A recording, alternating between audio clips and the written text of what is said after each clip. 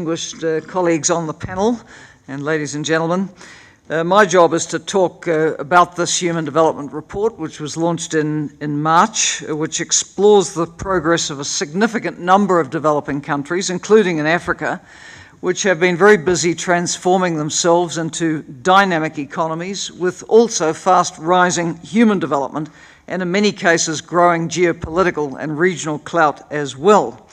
These countries are radically reshaping our world in the 21st century. The report projects that by 2050, the combined economic output of just 3 emerging economies alone, China, India and Brazil, will account for around 40% of global output. And that surpasses the combined output of the United States, Germany, the UK, France, Italy, and Canada in purchasing power parity terms. This is a very, very significant emergence, and we're only talking about the biggest 3 there. The report stresses that this rise of the South is not only about the BRICS, important as they are, it is about a whole range of countries across continents which have been managing to accelerate their economic growth and their human development progress together. Now, a key theme of this conference is African Renaissance, and we know the continent is home to some of the world's fastest growing economies. It's also where we've been seeing the most rapid rises in human development in recent times.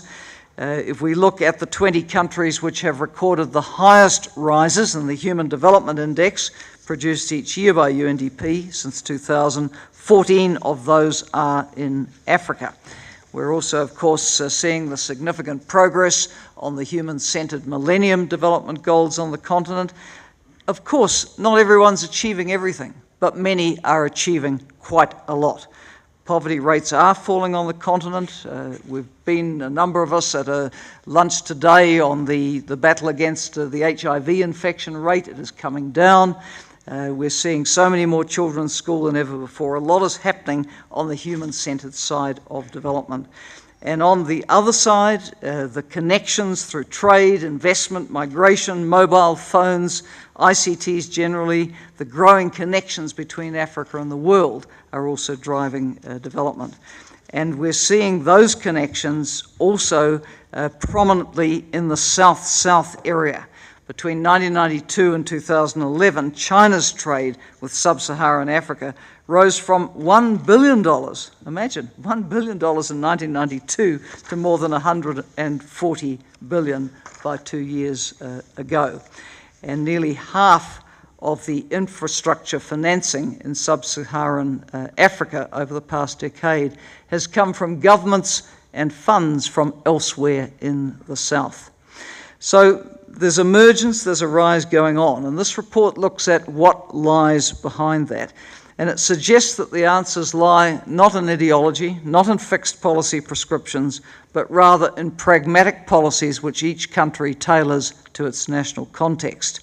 And it identifies these things in particular, that the countries that are really roaring adopt a proactive developmental state stance. They do engage with the global economy through trade and attracting investment, and they do invest at home in their infrastructure and in their people, in their health, in their education services, and in innovative social policies. We're seeing very innovative social protection coming out of the emerging economies, and we see that in Africa as well as in other regions. So, the report substantiates with facts and figures the rise that's going on, but it also says, well, what could stand in the way of this? What could block progress? What could stall it a bit? And it singles out 4 areas, and I just want to comment very briefly on each of those. The first is enhancing equity, because there's no doubt that inequity and wide inequalities will stand in the way of nations going all the way to reach their full potential. Personally, I think inclusion and equity are very good things in their own right, but the truth is they also have very significant development spin-offs in offering the opportunity for everyone to succeed. If, for example, half the population, the female half, doesn't have the same opportunities as the male half, That's not just opportunity denied to women, it's opportunity denied to the whole nation to rise with the success of women. But the second point made is that while economic and social inclusion is very important and striving for greater equity and equality is going to be important, on its own, not enough. The report states, and I quote, "As education levels rise and access to ICTs spread, people are demanding more participation in political processes. They are challenging decision makers to be more accountable, to expand opportunities for open public discourse. And the truth is, we see the governance arrangements, which kind of got by while economies were growing, coming under sudden and major challenge when setbacks occur. So being proactive in giving people voice and a say in the decisions which affect their lives will support the sustained progress which countries wish to make. So add to enhancing equity, also enabling voice and participation. The third possible constraint, a degraded natural environment, with of course climate change emerging as this major threat, major challenge to development.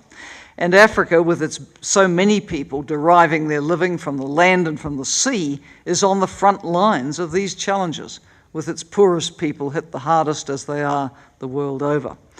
Projections were done for the Global Human Development Report 2 years ago, which looked at different case scenarios for equity, inequality, and environmental degradation. And the worst case of those scenarios, which wouldn't be an unlikely case on present global trends, would see human development progress in sub-Saharan Africa slow to a crawl, and in some cases possibly even reverse. Now that's not a future we want, if I can use the Rio plus 20 phrase. We want a future where everybody continues to go ahead, but the environmental degradation issues are going to have to be tackled much more decisively, and we all hope for better from the 2015 climate change COP to get a breakthrough there.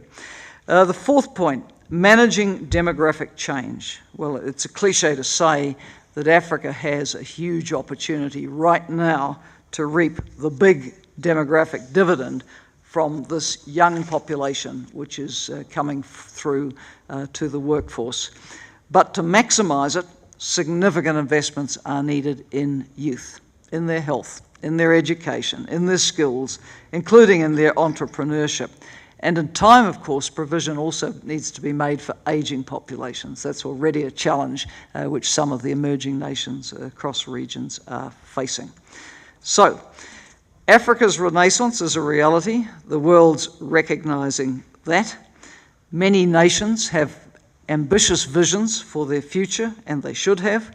The policy recommendations in this Human Development Report are there to suggest how the vision might be enhanced, how it might be fulfilled. I think there's other points also that the report makes about the benefits of regional integration, which the African Union Commission's been such a great champion of. At this point, Africa doesn't get the same extent of benefit from regional integration that a number of other regions do, but we know that the sub-regional organisations are keen to lower the barriers to trade, investment and labour mobility, and indeed in East Africa, to the extent that there is greater regional integration, it has been credited with helping shield economies during the period of global shock. Other possible constraints, well, of course, no continent is an island. The WTO's Doha Development Round is stuck. The climate negotiations have been very slow. The Gleneagles agreements on quantity and quality of official development assistance weren't met. Global institutions don't reflect the geopolitical and geoeconomic realities of today. Changes in all these areas would also support the acceleration of African development. So I hope that this report will be seen as a useful contribution to the exploring the characteristics of how countries can move ahead fast, how they can sustain the gains that they're making. It gives full credit to the role being played by South-South cooperation and the growing role that it will play. And I hope that The report will get a good hearing on the continent, and we will see countries studying the recommendations and seeing how they could apply to their